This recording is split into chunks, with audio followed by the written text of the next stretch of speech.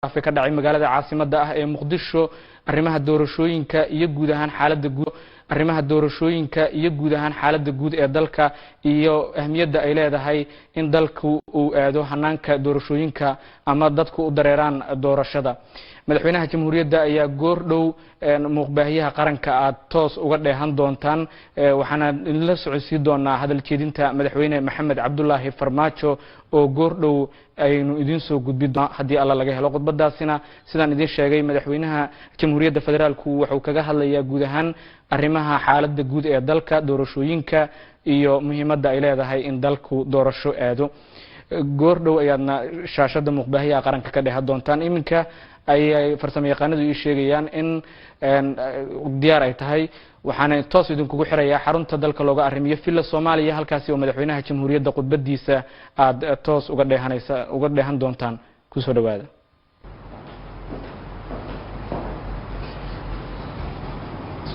bismillaahi raxmaani raxiim waxaan doonayaa inaan caawa halkan aan kala hadlo shacabka Soomaaliyeed meel kasta oo ay joogaan oo runtii walaac xoogan ka qaba xaaladaha taagan xamdan kasiiran iyo mustaqbalka dalka sida aan marar badan aan u cadeynay waxaan diyaar u nahay in dalku doorasho ay ka dhacdo waqtigeedana ay ku dhacdo si nabdoonna ay u dhacdo balse nasiib darro waxa caqabad ku ahaa dad gaar ah iyo dawladda shisheeye oo ujeedkoodu ahaa in dalka ay foodo ay ka dhacdo ama foodo la geliyo burbur iyo kala qaybsanaan dib loogu celiyo si uu u dhaco firaaq dastuuri ah annagu ka dawlad ahaan mar kasta waxaan diyaar u nahay ama aan u ahayn in la qabto doorasho aan shuruud ku xirnayn oo saldhigeedu yahay heshiisyadii hore loo gaaray ee 17 Sebtembar 2020 iyo talooyinkii ama talo bixintii guddiga farsamada ay ku gaareen magaalada Baydhabo 16 Febraayo 2021 waxaan bogaadinayaa dadaaladii nabadda ee ra'iisul wasaaraha iyo madaxweynayaasha Galmudug Hirshabeelle Koonfur Galbeed iyo gudoomiyaha gobolka Banaadir anigoo soo dhaweynaya baaqyadii ay ka soo saareen arrimaha doorashooyinka haddaba si loo suurtageliyo qabashada doorasho ku salaysan heshiisyadaas aan soo xusnay waxaan ugu horeyn aan ugu baaqayaa dhammaan dhinacyada Soomaaliyeed in la joojiyo wax kasta oo dalka u horseedi kara xasilooni darro oo ay ka mid tahay siyaasadeynta arrimaha ciidamada kala qaybinta bulshada iyo burburinta hantida dadweynaha shacabka Soomaaliyeed ee sharafta leh waxaa maragma doonta ah in aan mar walba ayna garab taagnaayeen walina ay garab taagan yihiin ama ay garab taagan yihiin dawladnimada Soomaaliya waxaad muujiseen dulqaad waxaad muujiseen bisayl iyo dal jacayl waxaa markii la doortay aad u soo baxdeen ama aad ka soo baxdeen guriyihiina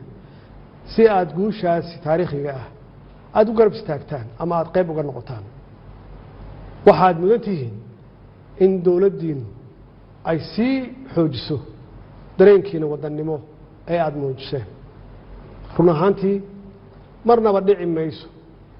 in shacabka Soomaaliyeed loo horseedo burbur iyo qax hor leh sidaas darteed waxaan ugu baaqaynaa ama aan ugu baaqayaa dhinacyada abaabulaya xasilooni darrada oo ay ka mid yihiin siyaasiyiin shalay xilal dalka u soo hayay maantana doonaya inay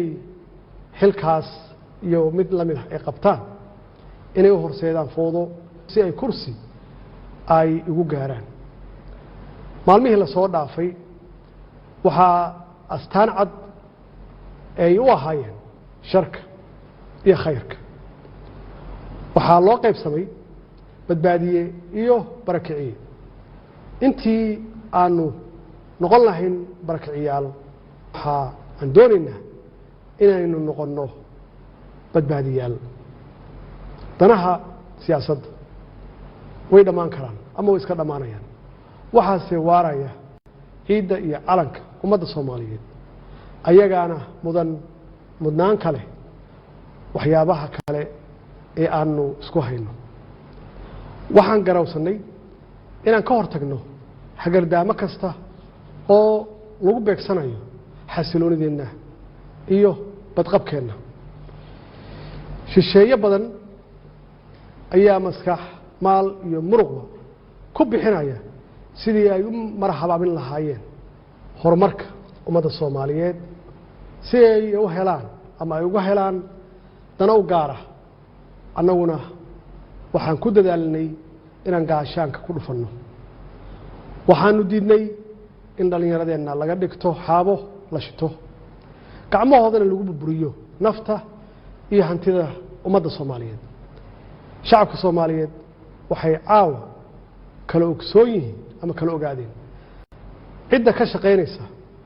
inaysan doorasho dhicin, dowladnimada la burburiyo, iyo cidda u hiilinaysa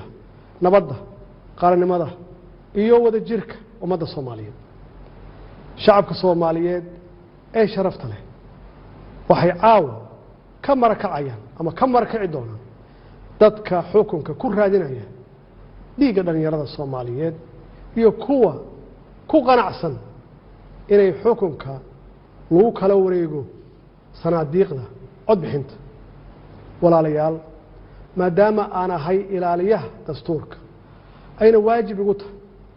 inaan isku dheelitiro heshiisyadii siyaasadeed ee hore loo gaaray iyo sharcigii u dambeeyey ee golaha shacabka uu meel mariyey, waxaa maalinta sabtida aan hortegi doonaa golaha shacabka jamhuuriyadda federaalka soomaaliya si dalka aan dib loogu soo celiyo hanaankii doorasho ee ay heshiiska ay ku wada gaareen dowladda federaalka ah iyo dowlad goboleedyada. dowladda federaalka soomaaliya waxay aaminsan tahay ama aaminsanayd welina ay xal u aragtaa in wadada keliya ee furan ay tahay midda wada hadalka, isqancinta, isu tanaasulka iyo in lagu soo laabto miiska wada hadalka iyadoo la dhammaystirayo heshiiskii 17 Sebtembar iyo talabixintii guddiga farsamo ee Beedhabo ee Febraayo 16 2021. waxaan dhammaan saxiixayaasha heshiiskii 17 Sebtembar aan ugu baaqaya inay si degdeg ah la isugu yimaado si looga wada hadlo hirgelinta heshiiskaas, kadibna loo wasiixo iyadoo aanan wax shuruud ah aan lagu xirin. ugu dambeyntii waxaan farayaa hay-adaha amniga inay ilaaliyaan xasiloonida caasimadda iyo badqabka shacabka soomaaliyeed, lagana fogaado wax kasta oo dhalin kara khalkhal amni. shacabka soomaaliyeedna ay arrintaasi ku garab siiyaan ciidankooda qalabka sida oo habeen iyo maalin u taagan badbaadadooda. wasalaamu calaykum waraxmat ullaahi wabarakaatu.